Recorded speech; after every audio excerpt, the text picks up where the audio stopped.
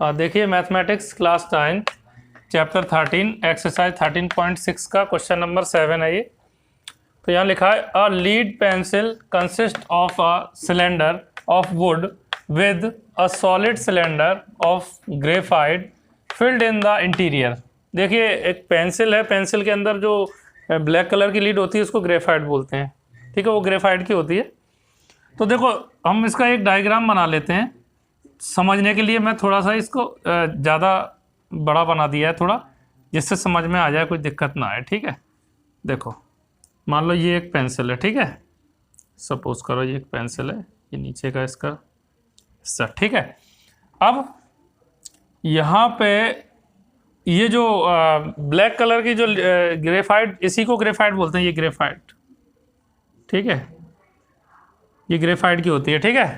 Pencil, जिसको pencil जो seal लेते हैं, ये नोक जो होती है वो ग्रेफाइट लिखा हुआ है इसके लिए, ठीक है। और ये लकड़ी की है, ये पता ही है तुम सब लोगों को। अच्छा अब देखो आगे इसमें लिखा है the diameter of the pencil is 7 mm। जो पेंसिल है इसका डायमीटर कितना है? 7 mm पेंसिल का, यहाँ से यहाँ तक, मतलब यहाँ से यहाँ तक पूरा डायमीटर, ठीक है।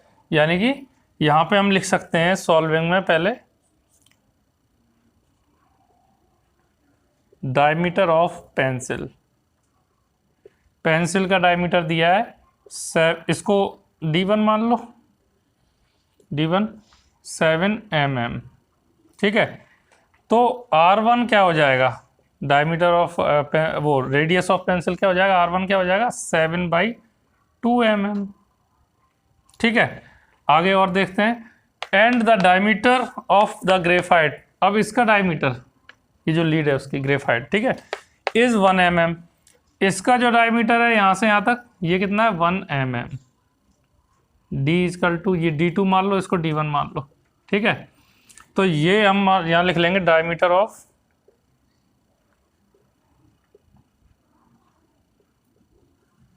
ग्रेफाइट इजकल टू 1 mm, ठीक है। तो R2, ये D2 मान लो इसको, तो R2 कितना हो जाएगा? 1/2 mm।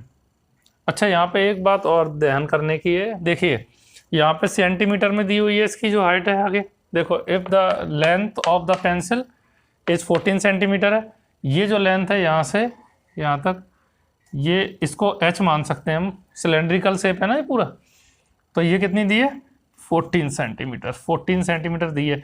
तो ये मिलीमीटर को सेंटीमीटर में चेंज करना पड़ेगा, यहाँ थोड़ा ध्यान देना। देखो मैं यहाँ बता देता हूँ कि 1 सेंटीमीटर में कितने होते हैं? 1 सेंटीमीटर में 10 मिलीमीटर होते हैं। ये वैल्यू ये होती है 1 सेंटीमीटर इक्वल टू 10 मिलीमीटर, यानी मिलीमीटर से सेंटीमीटर ज़्यादा है। तो मिलीमीटर से सेंटीमीटर में चेंज करेंगे, यानी कि बड़ी यूनिट में चेंज कर रहे हैं, तो हम क्या करेंगे? डिवाइड देंगे। किसका डिवाइड देंगे? 10 का। तो इसको इसमें 10 का डिवाइड दे दो, तो 7/2 ये डिवाइड दे दिया 10 का, तो ये किस में आ गया? अब सेंटीमीटर में। और इसको सही से लिख लो, और 7/2 10 या 20, तो ये 7/20 सेंटीमीटर चेंज कर लिया हमने, ठीक है। ये ध्यान से समझना है इनको। अब देखो 1/2 मिलीमीटर है, सेंटीमीटर में चेंज करने के लिए 10 का डिवाइड देना हमें, तो 2 इंटू यहाँ 10 का डिवाइड यहाँ भी दे दिया, 7 नहीं 1 लिखा है, ये 1 है, ये है 1/2, तो 1/2 इंटू 10 कर दिया, तो सेंटीमीटर में आ गया। इसको सही से और लिख लो, 2 10 या 20 सेंटीमीटर। अब ये सेंटीमीटर में चेंज हो गई वैल्यूज, ठीक है। अब आगे क्या कह रहे हैं देखो, find the volume of the wood and that of the graphite. आपको जो है वॉल्यूम बताना है, किसका? वुड का और ग्रेफाइट का, इन दोनों का वॉल्यूम बताना है। एक तो इसका वॉल्यूम बताना है और एक इसका बताना है, ठीक है। तो पहले हम ग्रेफाइट का वॉल्यूम पता कर लेते हैं। अब ग्रेफाइट को अगर यहाँ से देखो, ये देखो इस तरह से अगर इसको बनाएंगे तो ये इस तरह से, ये भी तो सिलेंड्रिकल ही तो है, ये भी एक सिलेंड्रिकल ही है पूरी तरह से, देखो है ना। तो इसमें इसका हम क्या पता करना है हमको? वॉल्यूम। तो वॉल्यूम फाइंड करेंगे तो वॉल्यूम ऑफ सिलेंडर का फॉर्मूला लगेगा यहाँ पे, ये दोनों ही सिलेंड्रिकल शेप में, तो हम लिखेंगे वॉल्यूम ऑफ सिलेंडर। तो वॉल्यूम, अब यहाँ लिखेंगे नाउ वॉल्यूम ऑफ, पहले ग्रेफाइट लिखते हैं, वॉल्यूम ऑफ ग्रेफाइट। अब ग्रेफाइट कैसी है? सिलेंड्रिकल है, तो यहाँ वॉल्यूम ऑफ सिलेंडर लगा का फॉर्मूला लग जाएगा। वॉल्यूम ऑफ सिलेंडर क्या होता है, पाई आर स्क्वायर एच। ठीक है, ग्रेफाइट के लिए आर क्या लिए, ये देखो ग्रेफाइट के लिए R2 लिए। ठीक है, तो R2 का स्क्वायर लिख देंगे, एच तो दोनों में सेम रहेगी। ठीक है, एच दोनों के लिए है सेम। तो अब यहाँ पे इसको सॉल्व कर लेते हैं। तो देखो पाई की कोई वैल्यू दी नहीं है तो 22/7 रखो, 22/7। R2 का स्क्वायर, R2 ये है 1/20, तो स्क्वायर एच का तो 1/20 को 2 बार लिख लो, इंटू एच, एच 14। अब इसको सॉल्व कर लेते हैं। देखो 7 2 जा 14। ठीक है, और इसको देखो यहाँ से 2 10 जा 20, 2 1 जा 2, 2 10 जा 20। अब पहले लिख लेते हैं जिससे थोड़ा सा साफ साफ दिखे। इंटू अपॉन 1 मान लो, 1/20 इंटू 1/10। इधर तो ये 1 बचा है तो छोड़ दो उसको। अब हम और कैंसिल कर सकते हैं इसको। देखो 2 1 जा 2, 2 1 जा 2, 2 10 जा 20, तो 10 10 जा नीचे तो ये 100 आ जाएगा। ठीक है, और ऊपर 11 बन जाए 11, फिर 11 बन जाए 11 ही रहेगा। तो 11/100 इसको हम लिख सकते हैं 0.11। ये 2 जीरो हटाएंगे, 2 डिजिट बाद डेसिमल आ जाएगा।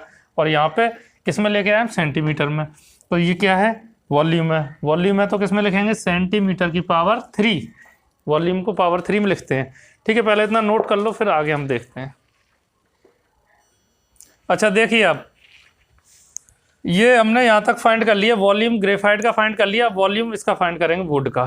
ठीक है, तो ये ग्रेफाइट का वॉल्यूम में पहले लिख लूँ, कितना आया है 0.11 सेंटीमीटर की पावर 3 ये आया है। ठीक है, यहाँ पे अभी हमने लिख लिया, ये वॉल्यूम आया है इसका, क्योंकि इसको मैं रफ करूँगा आगे, इसमें बोर्ड पूरा फिल हो गया है।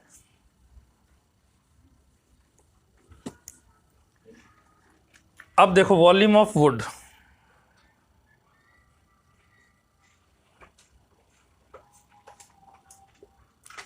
ठीक है, यानी कि वुड अगर हम देखें जो लकड़ी है, तो वो इसके लिए ये पूरी लीड हटा दो ना, ये पूरी हट जाएगी ये लीड।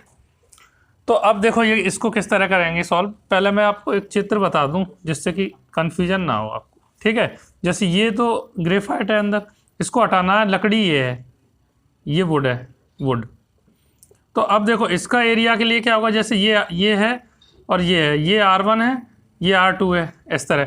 तो इस पूरे का अगर एरिया होगा, इस पूरे का, क्योंकि लेंथ भी साथ में है, तो क्या होगा पाई आर स्क्वायर एच। ये तो वॉल्यूम है, हाँ वॉल्यूम के साथ ही कर रहे हैं आप, पाई आर स्क्वायर एच सही है। पाई आर स्क्वायर एच वॉल्यूम होता है, तो इसका वॉल्यूम, इसकी लेंथ भी है ना नीचे, तो इसीलिए एच भी आएगा। ठीक है, इसका वॉल्यूम, उसमें से इसका वॉल्यूम हटा दो, तो इसका वॉल्यूम कितना है पाई आर। देखो ये R1 है तो R1 का स्क्वायर एच और R2 का स्क्वायर एच, ये फॉर्मूला लगेगा यहाँ पे। यानी कि इसके लिए हम क्या फॉर्मूला लगाएंगे, पाई R1 का स्क्वायर। अब ये कितना है वुड के लिए, यहाँ से यहाँ तक ये R1 है ना, देख लेते हैं। देखो डायमीटर जो पेंसिल का था वो D1 था, तो R1 ही है ये। ठीक है, पेंसिल के लिए तो देखेंगे पहले यहाँ तक। तो देखो R1 का square H minus pi R2 का स्क्वायर एच, तो ये तो हम फाइंड कर चुके हैं, ये लिखा हुआ है वॉल्यूम। ठीक है, तो अब सॉल्व कर लेते हैं। देखो पाई की वैल्यू रख देंगे 22/7। R1 कितना है, देखो R1 है 7/20, तो R1 का स्क्वायर है 7/20 का स्क्वायर है, तो 2 बार लिख लो इसको, इंटू एच, एच कितना है 14। ठीक है, माइनस इसकी वैल्यू ये लिख दी है मैंने अलग पहले ही, कितनी है 0.11। ठीक है, ये माइनस के बाद, क्योंकि ये पूरा सॉल्व भी कर चुके हैं हम ग्रेफाइट के लिए तो। ठीक है, अच्छा अब देखो यहाँ 7 से ये 7 कैंसिल हो जाएगा। ठीक है, और 2 1 जा 2, 2 1 जा 2 और 2 10 जा 20। ठीक है, 2 10 जा 20, 2 7 जा 14। अब जो बचा उसको लिख लेते हैं। देखो 11 इंटू 7 अपॉन 10 इंटू 10 माइनस 0.11, ये बचा है। ठीक है, अब इसमें इन सबको मल्टीप्लाई कर लो, वो ठीक रहेगा। 11 7 जा 77 इंटू 7। ठीक है, ये आ जाएगा 539। तो देखो अपॉन कितना 100 माइनस 0.11। अब ये 2 जीरो हटाएंगे तो यहाँ डेसिमल आ जाएगा, तो मैं यहाँ लिख देता हूँ, इससे 5.39 माइनस 0.11 ये बचेगा। ये 2 जीरो हटाएंगे तो यहाँ डेसिमल आ जाएगा। अब इसको और सॉल्व कर लो, तो देखो 5.39 में से हम 0.11 को माइनस कर देंगे, तो ये आ जाएगा 5.28। अब ये किस में था सब, सेंटीमीटर में था, सेंटीमीटर की पावर 3, तो वॉल्यूम ऑफ वुड ये आ जाएगा आपका, ठीक है ना।